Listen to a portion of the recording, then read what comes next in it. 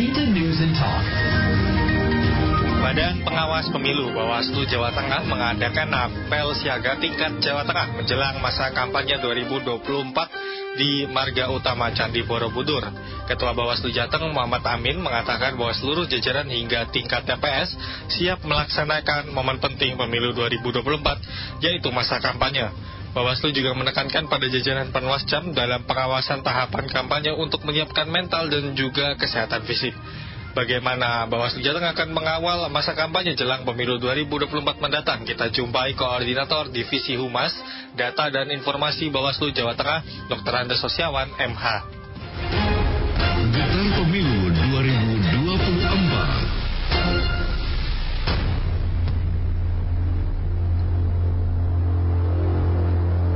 Selamat siang Pak Sosiawan. Selamat siang Mas Okta. Iya Pak Sosiawan.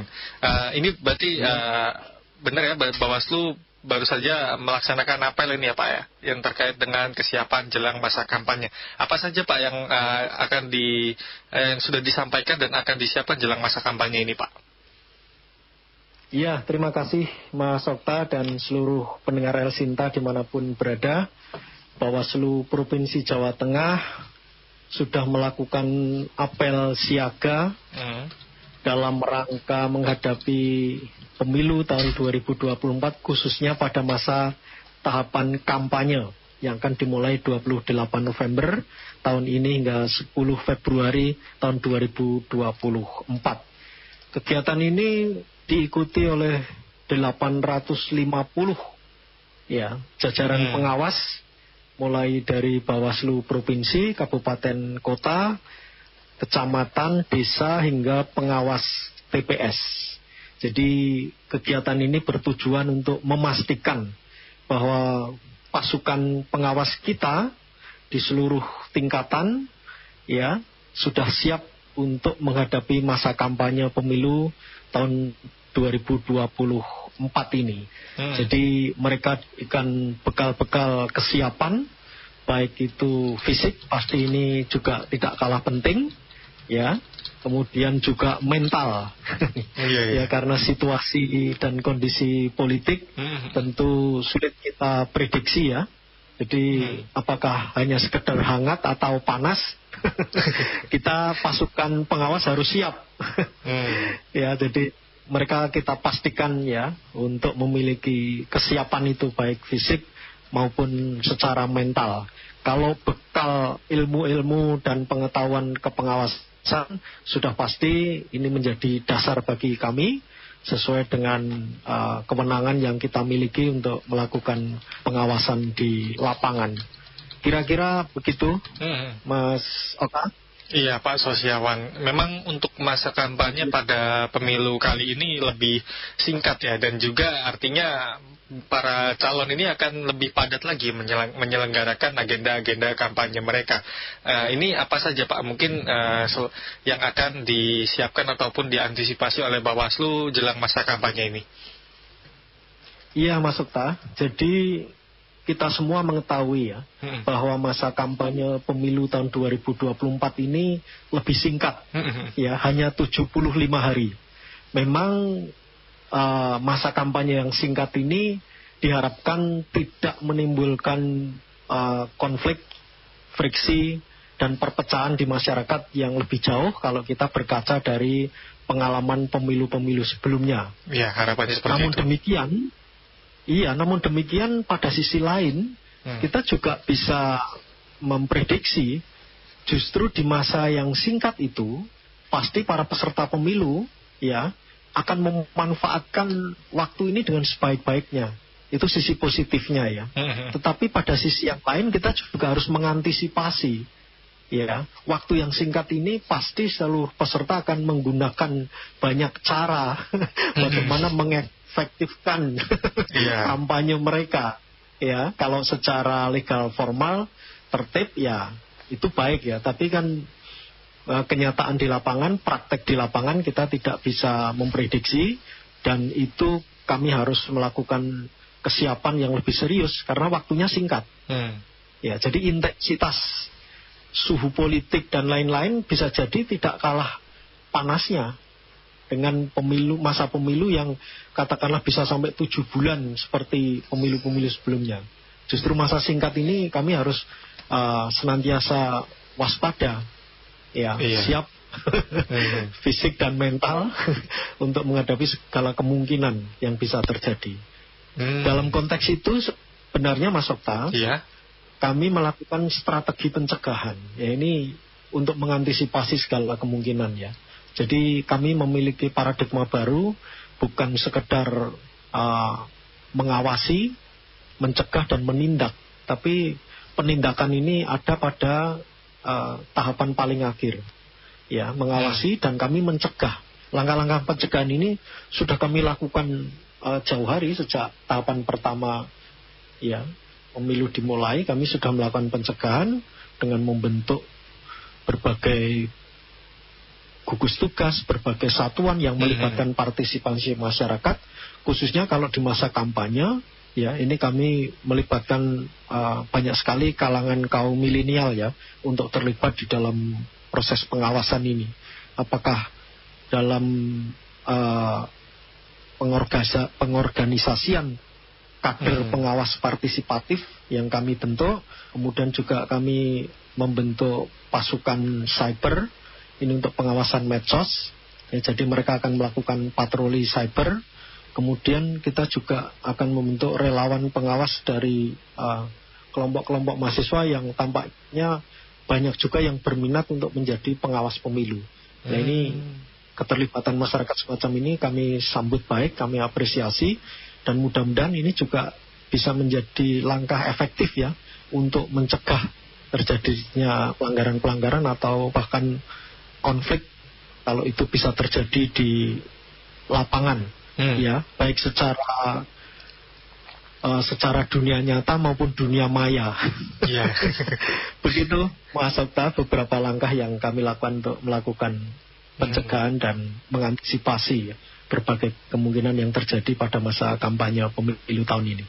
Ya, menarik ini Pak, ada berbagai satuan tugas tadi khususnya terkait dengan tim cyber ya yang akan berpatroli terkait dengan postingan yang mungkin melanggar. Ini postingan yang melanggar ini seperti apa ini Pak Sosiawan? Iya, jadi kita paham Mas bahwa media sosial ini akan menjadi wahana kampanye, menjadi sarana kampanye yang pasti akan dimaksimalkan oleh masing-masing pihak. Ya, masing-masing kubu atau masing-masing calon. Ya, karena kita harus sadar kalau data menunjukkan pemilih pada pemilu 2024 ini 52% lebih sedikit itu merupakan kelompok pemilih kaum muda, ya, baik generasi Z maupun generasi Y. Maka pasti media sosial itu sarana yang dianggap paling efektif untuk melakukan kampanye-kampanye. Di dalam kampanye-kampanye itu mereka tidak sekedar menonjolkan ya, mengupgrade citra dirinya, tetapi pasti juga ada kemungkinan-kemungkinan untuk mendowngrade lawan, mendiskreditkan lawan, mendistorsi lawan dalam bentuk-bentuk baik itu kampanye negatif ya maupun black campaign atau kampanye hitam. Nah, ini yang kami cegah itu kampanye hitam, Mas. Oh, oke. Ya. Sebab kalau kampanye negatif itu masih bisa dipertanggungjawabkan. Dalam arti di negara demokratis itu bentuk-bentuk kampanye negatif yang berbasis pada data itu masih dimungkinkan atau masih bisa ditoleransi. Ya, misalnya calon-calon tertentu yang nanti berkontestasi ini dibelejeti ya, dikulik ya segala sisi kelemahan ya dan rekam jejak yang sudah dilakukan. Ya, jadi basisnya data. Ya. Dia pernah menjadi pemimpin apa, pernah memimpin organisasi apa, pernah melakukan apa yang di masa-masa lalu sebelum mencalonkan diri. Ini diungkap ke publik itu bisa, misalnya kegagalan-kegagalan saat dia memimpin ini itu, kegagalan saat dia berorganisasi ini, atau punya rekam jejak yang buruk pada masa sebelumnya. Kalau itu berbasis pada data dan fakta, ya itu artinya dia masih dalam koridor ini kampanye negatif ya. Itu masih ditoleransi karena tidak berupa fitnah, ya. Tetapi kalau sudah kampanye hitam, nah ini tidak berbasis pada data, ya. Ini yang kami akan cegah, ya. Yang akan kami awasi, ya. Oleh karena itu mereka pasti kalau dalam kategori menggunakan strategi kampanye hitam, ya itu akan banyak fitnah-fitnah ya. Iya. Atau sebagian data tetapi dimanipulasi nanti konklusinya pada fitnah, ya. Atau ya bisa ujaran kebencian dan lain-lain. Ini yang kami cegah ya. Karena kampanye hitam ini sangat-sangat merusak ya. Karena memang itu basisnya tidak pada data dan kebenaran, tapi memang itu kebencian, fitnah dan kebencian. Ya, ini yang kami akan cegah ya. Begitu, Mas Okta. Berarti untuk sejauh ini memang yang difokuskan kepada postingan yang mengarah ke black campaign, dan untuk negatif campaign sejauh ini memang diperbolehkan karena bisa juga untuk lebih mengetahui atau lebih mengkritisi masing-masing kandidat ini, para pemilih begitu ya, lebih melek begitu ya dalam pemilu kali ini. Iya, berarti untuk sejauh ini Pak dari black campaign sendiri, apakah temuannya ini sudah ditemukan oleh Bawaslu Jawa Tengah khususnya ini Pak Sosiawan? Nampaknya kami bisa memilih calon. Oh, iya. Iya. Mohon maaf Pak, tadi agak terputus ini Pak, terkait dengan sejauh ini. Oh iya. Iya, black campaign-nya apakah sudah ditindak atau seperti apa? Kampanye negatif itu pada sisi lain justru mengandung edukasi politik ya, pendidikan politik bagi masyarakat. Ya, agar bisa memilih calon yang benar-benar ya, dia memiliki rekam jejak yang baik, yang memiliki kualitas yang baik, tidak punya dosa-dosa politik yang begitu besar di masa lalu. Ya tergantung publik bagaimana dia mau memilih atau tidak. Ya, tapi itu bagian dari edukasi kepada masyarakat ya, pendidikan politik. Betul. Pada sisi lain itu. Jadi kalau kampanye negatif masih dalam batas toleransi itu di negara demokrasi, wajar itu. Masa lalu calon, rekam jejak calon itu dibelejeti betul ya. Karena publik harus tahu siapa yang akan dia pilih, yang dianggap terbaik gitu. Iya. Baik Pak, ya tadi kalau untuk penindakan dari tim cyber sendiri, apabila menemukan ini Pak, menemukan yang namanya black campaign ini akan dilakukan tahapan-tahapan seperti apa ini Pak? Iya, yang pasti bahwa pasukan cyber atau patroli cyber ya ini harus bisa mengidentifikasi ya mana-mana bentuk-bentuk kampanye yang sudah masuk dalam kategori black campaign atau kampanye hitam ya.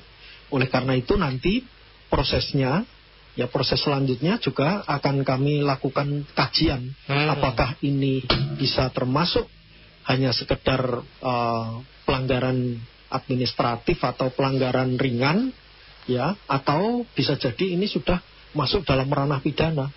Ini bisa diproses secara pidana Mas. Karena kami juga bekerja sama dengan kepolisian dan kejaksaan di Gakumdu ya.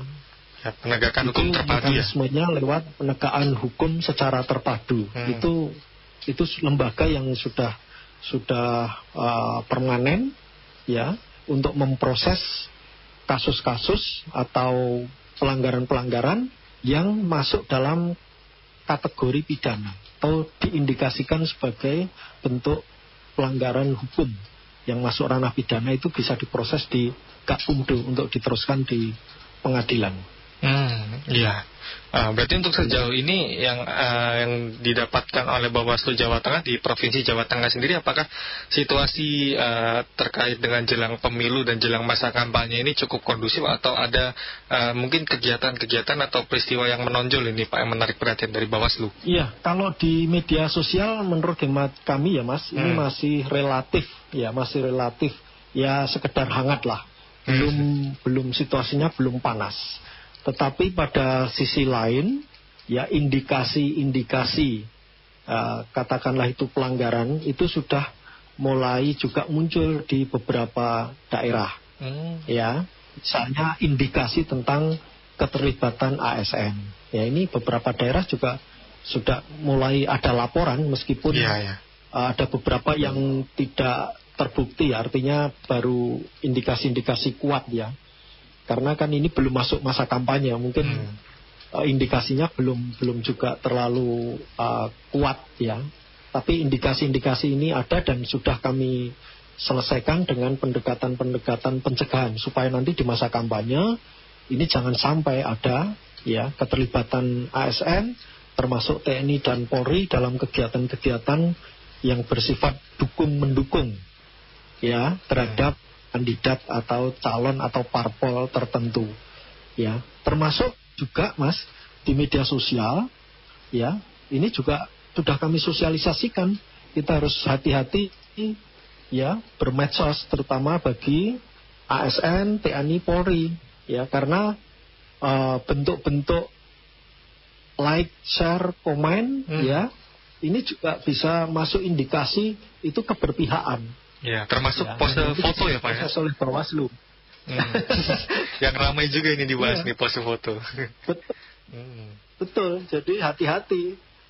Loh ini kan like, share, komen ini kan hanya di grup-grup WA tertentu. Internal tertentu, begitu Pak, ya? nggak terkait dengan kedudukan sebagai ASN, sebagai TNI, nggak bisa begitu.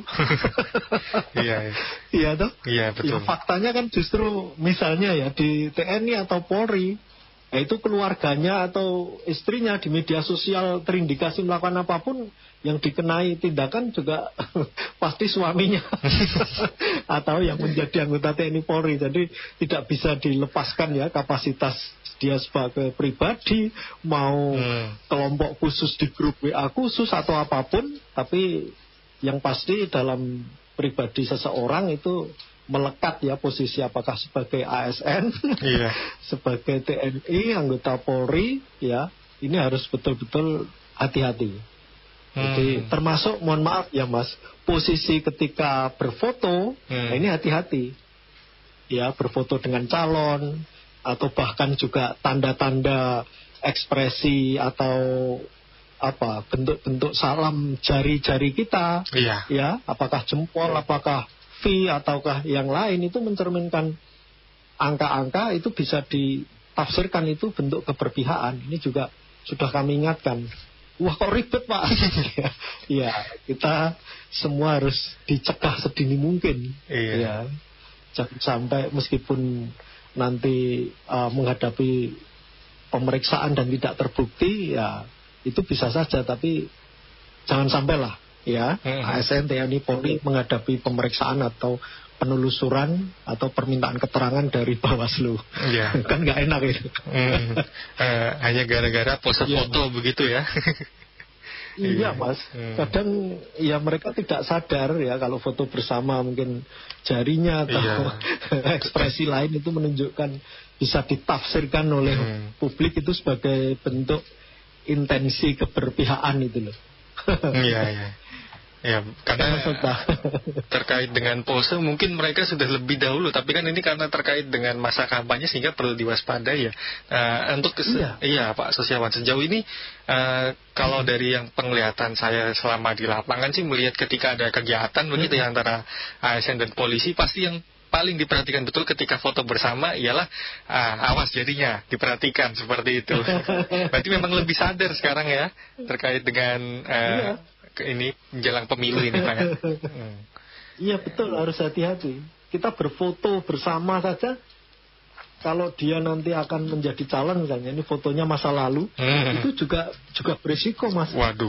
Karena bisa jadi nanti ada orang yang mengunggah, wah ini terbukti, ini ada keberpihakannya ASN ini atau TNI, anggota TNI Polri ini berfoto bersama calon. Padahal itu mungkin fotonya sudah jauh-jauh hari. Iya betul. Bisa juga jadi laporan.